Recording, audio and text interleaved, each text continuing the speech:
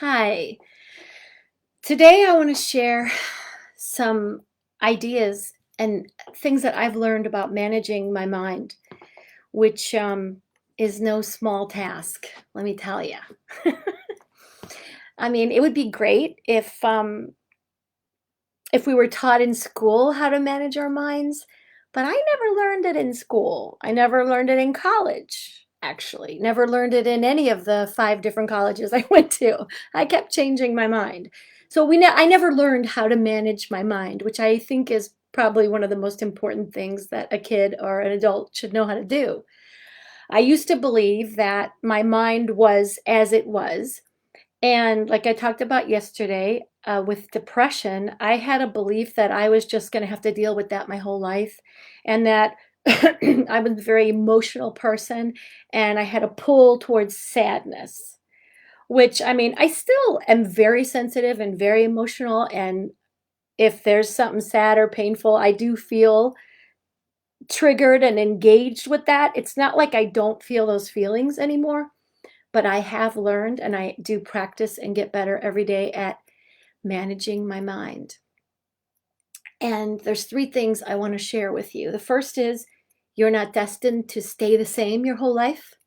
The second is that you can use neuroplasticity, which is the truth about how our brains work. You can use that to, the third thing is you can reprogram your brain. You can, and only you can.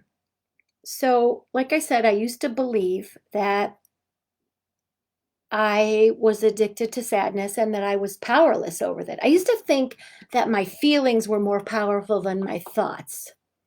I'm still kind of figuring all of that out. But what I'm discovering is that thoughts can create feelings. I never used to know that.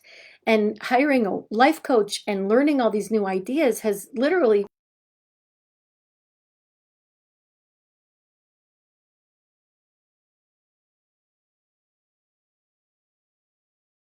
I'm going to stick to the point. I read this book. It's called Breaking the Habit of Being Yourself by Dr. Joe Dispenza. It's a fantastic.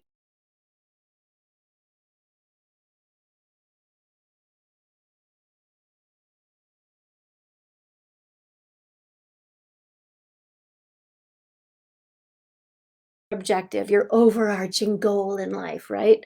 And mine was always to be happy. And I failed. I mean, I could be happy here and there, but I certainly wasn't sustaining happiness in my life day after day in a consistent way. I couldn't depend on it. I was at the mercy of, depression. I was at the mercy of terrible moods, which could knock me off my feet. So there are so many practical things that you can do. Byron Katie has a wonderful system called the work, where you take your painful thoughts. For instance, I'm a victim. That's a good one. And you question. She has 4 questions. The first one is it true? Is that true that I'm a victim? Is that absolutely true? The second question is, how can I know for sure that that's true? And the third question is, which is my favorite question, who would I be without that thought? Be a hell of a lot happier. And the fourth isn't a question, it's called the turnaround. So you take that negative thought or belief and you turn it around. I'm not a victim, I'm a winner. I'm happy. You change that belief. And if you think the thought, I'm a victim, you can think the thought, I'm a winner. I didn't realize that I could just think a different thought and nurture that thought. And that's where neuroplasticity comes in. And as I was like kind of doing a lot of research and thinking about the brain, I actually I went to a Bible college a long time ago in 1978, and I have a lot of it memorized. And this verse stuck with me about this whole idea of neuroplasticity in Romans chapter 12, verse 2, for you Bible people out there. The verse is, be not conformed to the world, but be transformed by the renewing of your mind. And I like, and this other translation says, don't copy the behavior and customs of the world, but let God transform you by changing the way you think. And you can use, if you don't believe in God, just think that this is still true. Is the power of our minds is what matters here, is that we have the power to transform our life by changing the way we think, by renewing our minds. And how do we renew our minds? By taking 5, 10, 15 minutes, a half an hour a day in the morning to quiet our minds. Meditation, however you can do that, that's fun and pleasurable and that you really enjoy. And then journal. And then think of the thoughts that you want to think, the beliefs that you want to cultivate. I want to be wealthy. I want to be thin. I want to have a great sex life, whatever it is. These are things I want. It doesn't matter if they're in your, quote, real experience right now. You can think whatever you want to think. I get really excited because the power of our imagination is the number one untapped resource in the world. And yet all day, every day, we're imagining all kinds of hell. We watch the news, we think about politics, we think about all these awful things. And so most of the day we're imagining shit and pain. And then we wonder why we're not happy. And we make fun of woo-woo people like, oh, but I'm telling you, when woo-woo mixes with science, you can't deny.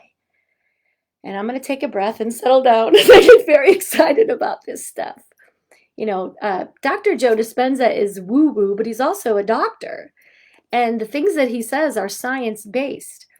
And what excites me is to align the Bible with the Course in Miracles, Dr. Joe Dispenza, Byron Katie, and they're all saying the same thing in a different way. And what really excites me is when I change my own life.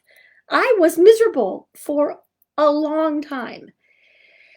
And the great thing about neuroplasticity is that it happens through repetition, through the neural pathways. So for years and years, I thought these kind of thoughts that made me feel a certain way, and I became that person. Now I'm thinking different thoughts, creating different feelings, becoming a different person. A person who is consistently pretty happy. And of course, I have my coach community to thank for that, especially Kim Guillory, who's the best coach in the world, as far as I'm concerned. And the consistency of noticing what I'm thinking. Think of your mind as a neighborhood. What kind of neighborhood do you live in? My neighborhood used to be like, Elm Street, a horrific, scary neighborhood that I wouldn't want to visit at any time of the day or night. It was hell. Now the neighborhood of my mind is a little bit more like Sesame Street. It's happy. Why? Because I have taken charge and I've realized that I can work with neuroplasticity. I can think new thoughts. I can manage my mind. And if I can do it, you can do it. Because I don't think I have ADD, but I have a very busy, crazy mind. And it entertained all kinds of thoughts all the time. And I'm just really excited to share that I've changed my life through working with neuroplasticity, working with my thoughts and managing my mind, and you can too. I'll put the information in the comments of this book.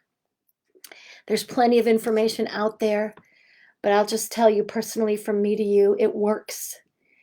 And the hardest thing, Dr. Dispenza says, the hardest thing about changing your life is just making the time to do it.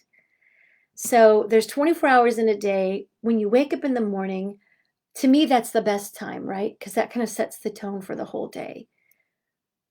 But you deserve and you are worth the time it takes, even if you just start with 5 minutes in the morning.